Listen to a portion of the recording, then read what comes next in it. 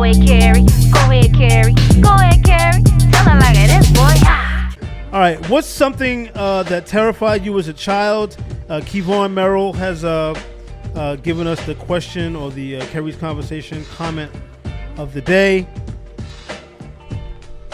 We have 5 minutes, so let's go with the most long-winded person in the team. Andre Jones, what's something that terrified you as a child? Quickly. Children of the Corn. The movie? Yeah, and Okay. those who might share that image. Okay. Many years. Okay, all right, I well. don't know how to say nothing else because every time I think about it, it's like, every time I think about it, it makes me shiver.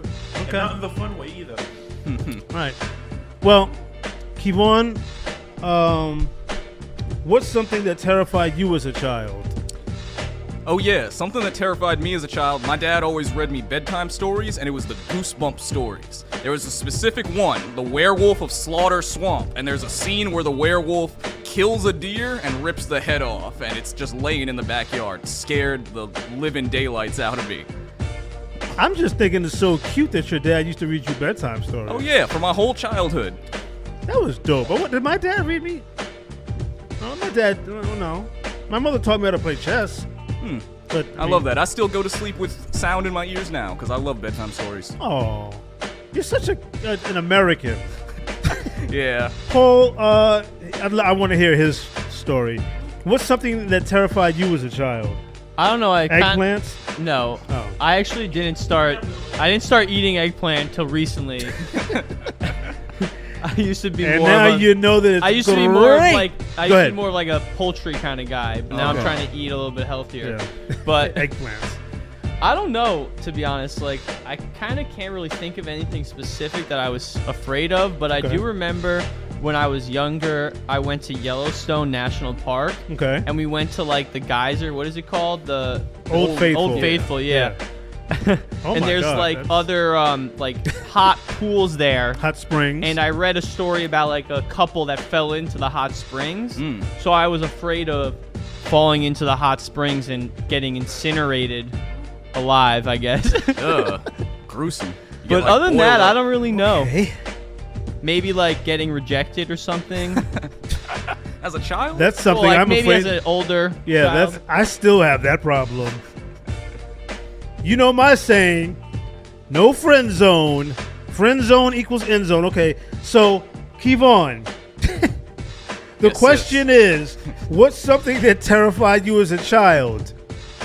What do you think terrified me when I was a child? I know a specific story about a dude with no legs. Yes, What the? human beings with no limbs terrified me as a child. Like turtle people? Like No. Well, I'm sure nobody listens Like, to the were you afraid of becoming an amputee? No, I or was just afraid of amputees? amputees. We But got why? amputees Like, if they that don't have listen. legs, like they can't. Well, that's chase what I'm after saying. you, Like, they can't get because it at- was like, what the hell are you doing with no legs? And no, look, I'll be quick. Here's the story that I shared with KeVaughn because when we went to Houston, I actually showed him the swimming pool that this happened in. Long story short, I was 4, 5, 6 years old. I went swimming. My mother was sitting on the deck. I got in the pool. This really, really, really cool guy, I guess, said, "Hey, little boy, do you want me to teach you how to swim?" I said, "Sure, that'd be great." So he's teaching me how to swim, and we're having a great time, and I'm splashing about. And then my mother said, "Keri, it's time for lunch. It's time to get out the water." I said, "Mom, do I have to?" And I got out the pool, and as I was drying off, the guy got out the pool, and he slithered along No. the pool deck because he didn't have any legs and arms. And I started screaming and crying and pointing because, you know, kids are honest. Wait, he didn't have legs or arms. He didn't have something. He didn't have everything he should have, basically. And my mother was like, you know, what is, and I was, you know, kids are cruel. I was pointing, "Mommy, he's a monster," is what I was saying. And my mother was like, "Oh my God, I'm really sorry." You know, she was trying to apologize to him. But I mean, I'm not apologetic about what I'm afraid. Like, what is this dude doing with no arms and no legs? Like, as you said, KeVaughn, like, what about my feelings? Like, my mother wants me to apologize to this dude. Exactly. Like, You're traumatized. you should be apologizing to me for having no arms, brother. And Honestly- on top of that, he was in the pool with me. So I kind of felt betrayed by this turtle guy. Honestly, those legless guys can swim pretty well. I knew Yeah. a guy at a camp that I went to. He would just paddle with his arms, and he was amazing. And that's the I think problem. it's the loss of weight. I didn't see any of the limblessness. So I freaked out. So yeah, I'm okay today. Like you can have no arms and no legs today, and I'm fine with it.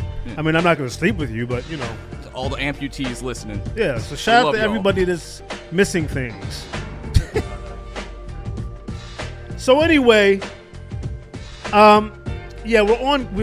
Yeah, and Mr. Cox just walked in. He doesn't even care that the mic's on. Happy belated birthday, Mr. Cox. Shout out to you. Thank God there's no microphone over there. At any rate, it's time for us to jump into these New Jacks right now here on Keri's Corner. You know how for throwbacks to New Jacks.